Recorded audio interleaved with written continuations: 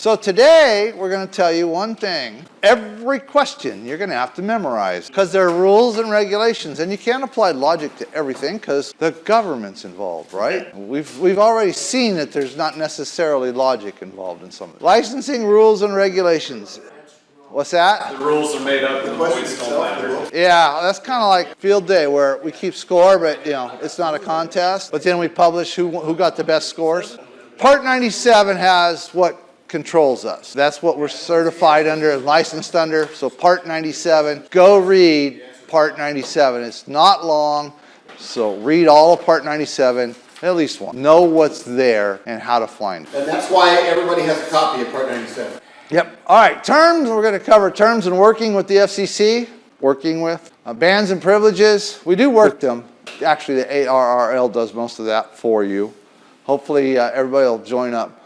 International rules and call signs. So when I'm talking to somebody, I know what country he's licensed in by his call sign. I don't know that that's where he is because he could be in somewhere else. And then we have some treaties and rules and things. Operating regulations, and the next level, the general class considerations, because we've taught you all the stuff for tech and general. So terms and working. Why is there ham radio? To provide emergency communication capability. That's in Part 97, I believe, spelled out. And yet, we have to pay $35 because we don't provide a public service. Advanced communication, technical and communication skills of the art of radio, and provide a trained reservoir of operators, technicians, and electronics experts. And that was the big one.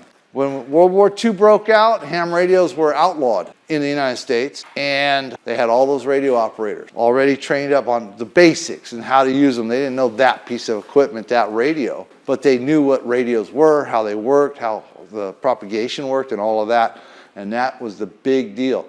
Now, I don't know if they really care so much because you pick up your phone, your sat phone, or your dedicated encrypted little... That's only because they have lost sight of a bigger picture that these things, cell phones are temporary. They're a fragile system. I got out in 1999 and we were already talking for over a decade about the next war will be won on the internet or digitally. Yeah. Because if I could take out your comms, you can't communicate. The airplanes are fly-by-wire. Computers run them. Take out the comms. Your drones won't go target anything, and they're talking about taking pilots out. So, yeah, we still have a big need for trained radio operators at the national level. And we'll never, that'll never go away. If you work for a first provider company, so like Ericsson, Sky Crane, the fire department, police department, I don't know about just plain old city. AT&T has a really good deal called First Responders Net, and you don't get cut off in an emergency because they figure you're a first responder and you need to get your communications through. They'll cut off everybody else. So I've got First Responder on my iPad. Girlfriend has it on her phone. I've got it on my watch so that we won't lose it unless the infrastructure just totally fails. But Joe Blow, they'll turn it off. Okay, promote and enhance. That's why you need a ham radio in your vehicle. Promote and enhance international goodwill. And some definitions. Amateur services, no pecuniary interest. That's a fancy word to say no money. You cannot have a pecuniary or financial interest in your transmissions. A lot of people miss that part. So I have a YouTube channel. I can monetize it, but I can't talk about it on the radio because that's a transmission. But I can monetize it. I can put classes on there, tutorials, anything I want. It's not a transmission. That's okay. But if your transmissions have any pecuniary interest for you, you can't do that. Unless it has to do with ham radio.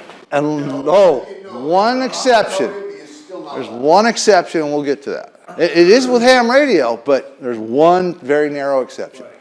Amateur operator is the person holding the authorization or the license to operate an amateur radio station. The amateur station is the equipment capable of transmitting on frequencies authorized for amateur service. The FCC, so there's no yellow yet, right? So this is just background. Structure and authority is established by the Communications Act of 1934. Back when they were doing a whole bunch of hokey stuff. Smoke signal. No, this was NFA, was 1934. I think FDR was president in 34. Code of Federal Regulations, CFR Title 47, Part 2, Frequency Allocations and Radio Treaty Matters, General Rules and Regs. Nothing yellow. Yeah, Part 97, it's not yellow, but go read it. Part 17, antenna structures. We already covered part of it, but the FAA and the FCC regulate your towers and such.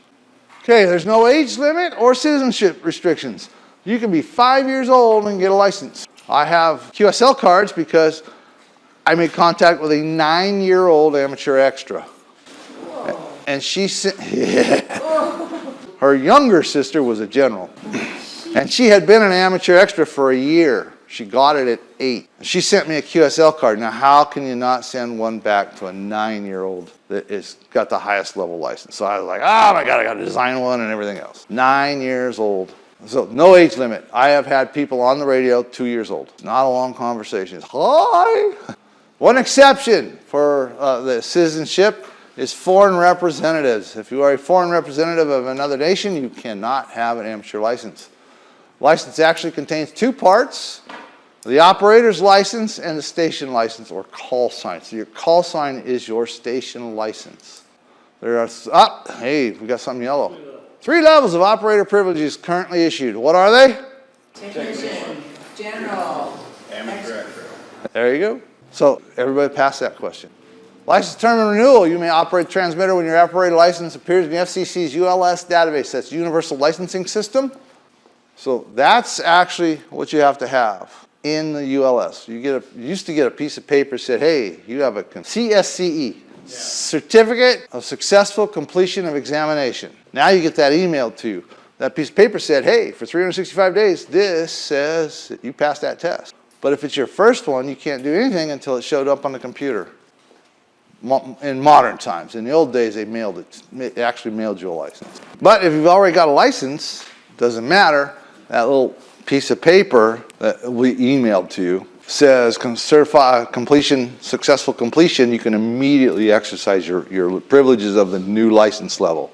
But you got to already have been at least a tech. And the 10 years start when you're first licensed. If you get an extra halfway through, it still goes from when you first got licensed. Correct. Yes, so I know exactly when I got A one. license duration, not class duration.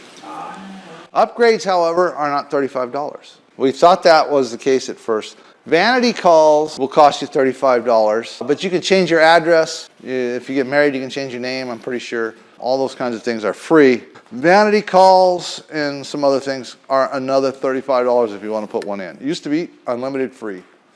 Renewable indefinitely without taking another exam. That's why you want that extra. Once you get extra, if they add something on the top, they got to have somebody up there. All the extras will get grandfathered. If you're a general, they might do like they did to the advanced, put something else up there. And okay, renew online using ULS or a paper form 605 mailed to the FCC up to 90 days prior to the expiration date. Don't do any paperwork with these guys. I don't think they even know what a tree looks like or a piece of paper anymore. It's all digital. If it does expire, which makes for a lot of fun when their system goes down.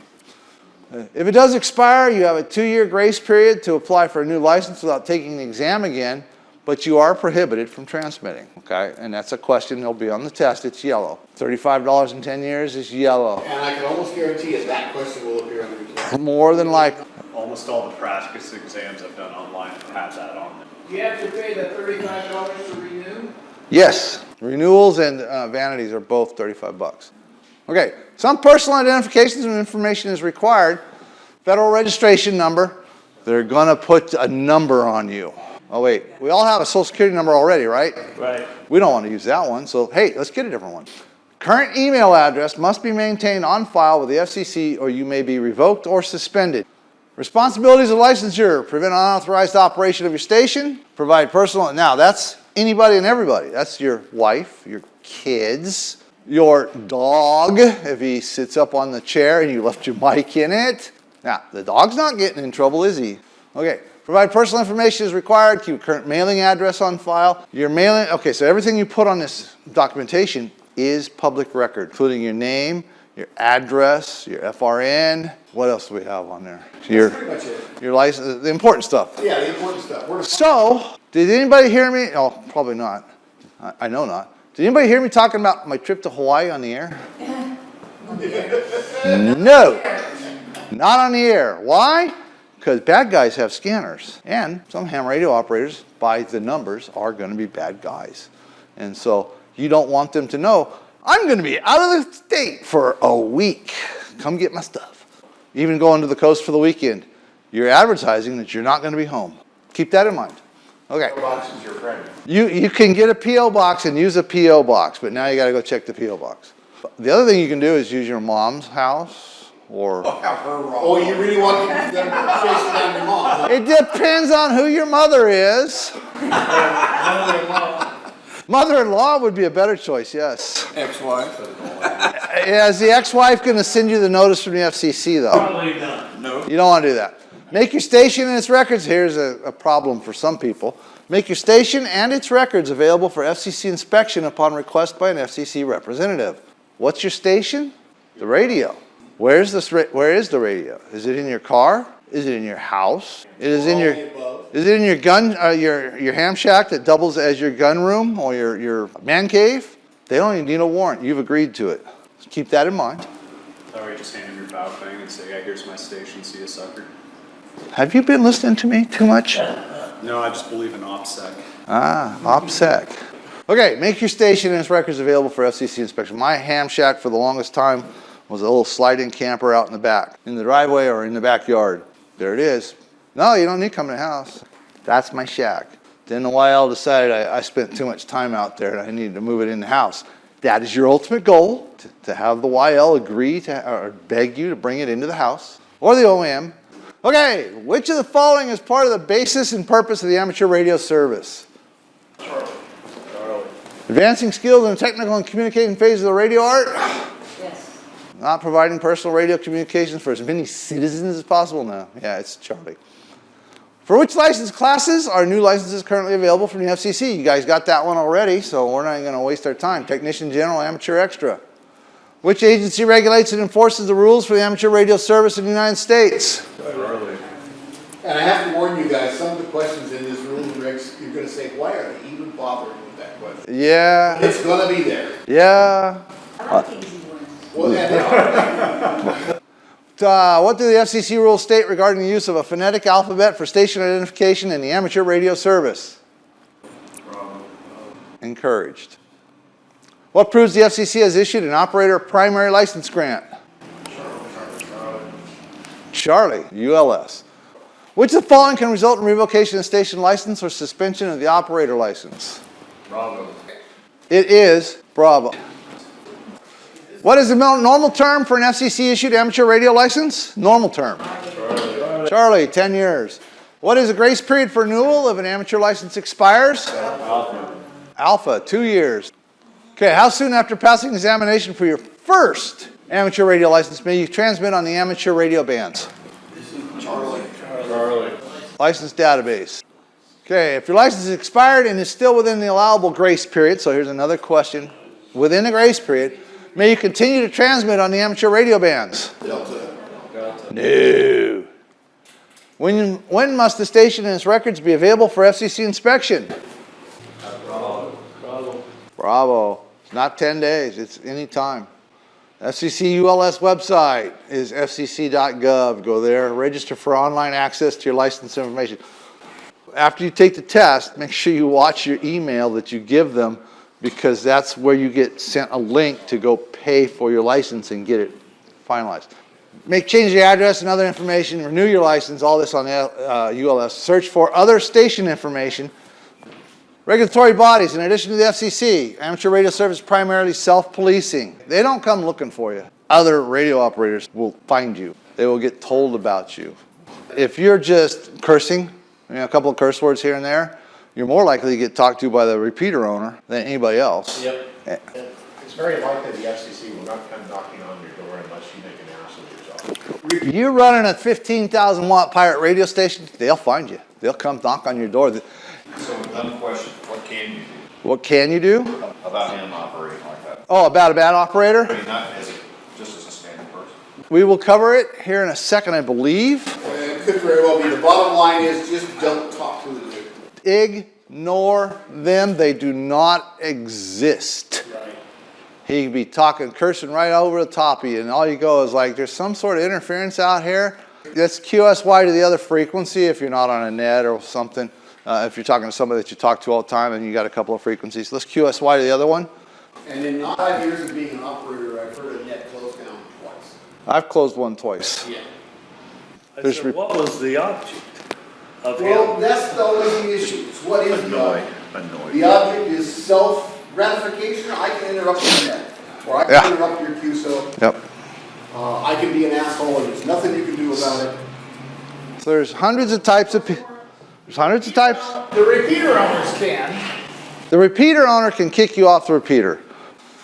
So there's hundreds of types of people, but there are a couple out there that are just a problem. And then there's ones that are really nice. I have been yakking, having a QSO, and went, oh my God, it's 2 minutes after the net started. Hey, I'm sorry, Steve. This is KG7TUO, and I'm clear, and go ahead. Oh my God, I stomped on his net for 2 minutes, and he didn't say a word because we were having a QSO, and he doesn't own the frequency. And the other guy goes, yeah, sorry, guy, we're out of here. That's the courteous way to.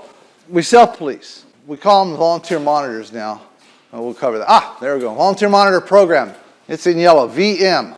Amateurs who volunteer to monitor amateur radio operations and advise operators of potential rules violations. Now, these are the guys you want to hear from. If they contact you, be cooperative, be suspect of what they're saying because they could be wrong. Go look it up, listen to them, look it up, make sure they're right, and adjust appropriately. And if they're wrong, have a discussion. The one that was going to turn me into the FCC was flat out wrong. He said you can't talk about politics on the ham radio outwaves, and yes, you can. Especially when it's it was the mobile radio, the mobile device law, and we were having a conversation for the entire net about, this is messed up. And he was like, oh, you can't do that. And I was brand new, and I was like scared to death. Technical violations, operating violations, volunteer monitor program. This is ARRL volunteer monitors and the License Interface Committee. Encourages amateur self-regulation and compliance with the rules. Direction finding and hidden transmitter hunts are of use to the volunteer monitor program to help locate stations violating FCC rules. What do we do at the club there? Do we help people build antennas out of tape measures? We used Among other things, yeah. Yep. So a tape measure Yagi, you hook it up to your $25 Baofeng and you can find the bad guy. It's awkward because as the Gordon discussed, the Yagi antenna creates a teardrop shape. Yeah, it's not as simple as going, it's not like a aviation navigation radio with a tight beam. All right, FAA rules. FAA also has jurisdiction on the amateur radio service with regards to antennas and antenna structures.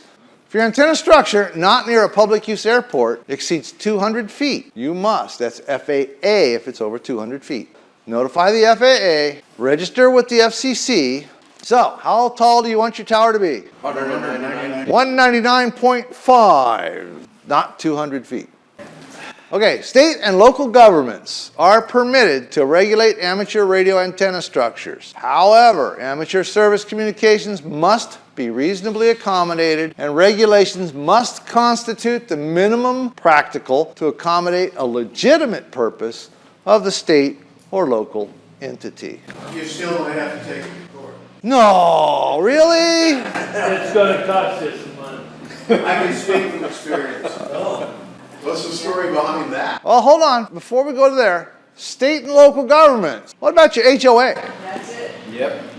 Oh, you took the HOA. That's not state and local government. That's not this. That's a totally different thing. Every year is it the parity? There's an act that they keep trying to get pushed through that says HOAs can't tell you not to put an antenna up or a flagpole and other things like that. If they allow you a flagpole, you have a vertical antenna. It's just zinc strips on my roof to keep moss away. That works. You know what else works? Metal rain gutters. So, local and state governments are permitted to regulate amateur radio, but it's minimum practical to accommodate a legitimate purpose of the state or local entity. And they're going to argue that, oh yeah, it's a legitimate, and you're going to have to spend a lot of money, so it's best just to avoid the issue. FAA rules, antenna restrictions. Now, I'm a pilot. You don't want to be anywhere near those, because a lot of us pilots don't get that high. 200, we get that high, 200 feet. 100 to 1 slope if the runway is greater than 3,200 feet. 50 to 1 if it's less than 3,200 feet. Okay, so if it's a short runway, you can have taller, closer. If it's a heliport, 25 to 1 slope. Maximum, okay, so here's the thing that people get confused about. The maximum height without FCC approval is 200 feet. But there's also something about over tallest structure. More than 200 feet above the ground level or near public use airport must notify FCC and FAA. Exception is less than 20 feet above existing man-made structures. So not the neighbor's tree, the neighbor's roof. So there's a 104-foot tree in my neighbor's yard. I'm in the controlled airspace for the airport. So it can't be over 20 feet above the existing structure? Hang on, there's one more rule he's gonna flash up here. Less than 20 feet above the ground, shielded by terrain or by taller structures in congested urban area. Okay? There's the outage on that one. If your neighbor's house is taller than 200 feet, you're covered. If this is 400-foot skyscraper, I'm gonna be 400 and just under 20 feet at that point right there. But if it's 10 feet, I am limited to 200 feet.